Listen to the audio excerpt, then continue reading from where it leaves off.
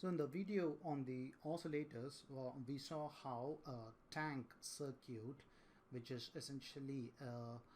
LC resonator, a resonator circuit, can be used for generating a particular frequency, a constant frequency of FC as the output. So that is typically used in an oscillator. Now, for example, we saw in a Colpitt's oscillator where if you have a particular L and two capacitances in series, then we could C1 and C2, and this being the L, then the resonant frequency was essentially 1 over 2 pi square root of LCT, where CT is the total capacitance of C1 and C2, where CT is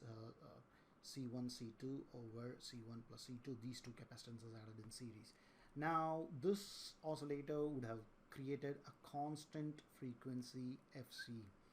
but what if we had a capacity to change the value of the capacitance based on the voltage across the terminal of the device? What if this C1 was tunable, meaning you can tunable capacitance where the value of the capacitance changes, meaning C1 is not a constant value, but it's a function of a voltage that you apply across it.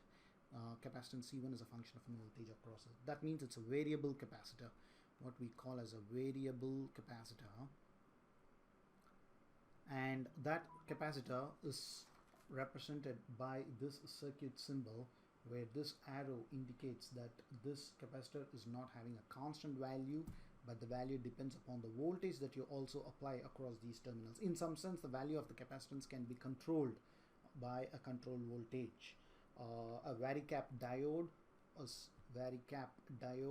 also a variable capacitor device where the PN junction capacitance is changed based on a control voltage.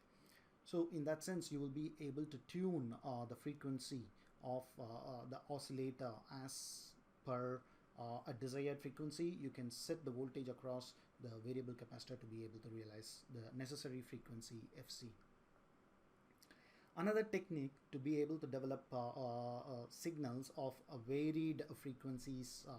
to develop carrier frequencies across a different spectrum, is what we call as a frequency multiplier, or in technical terms is called as a phased lock loop. What a frequency multiplier essentially does is, if you feed a particular frequency f, then the output is going to be n times f. Typically n is going to be an integer, but it can also be it's called as a fraction. It can also be a fractional multiplier where n can be a fractional number. It need not be a integer, it can be any real number.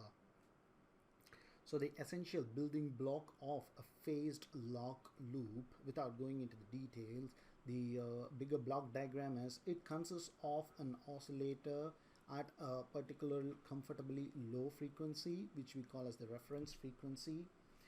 and this reference frequency is in that sense fed to what is called as a phase detector,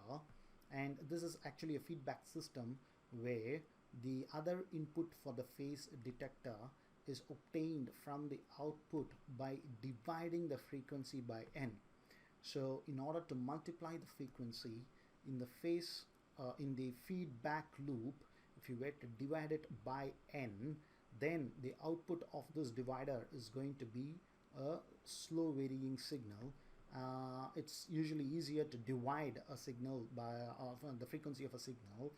because the output is going to be slowly varying, and when you compare these two signals in terms of their phase and see the phase difference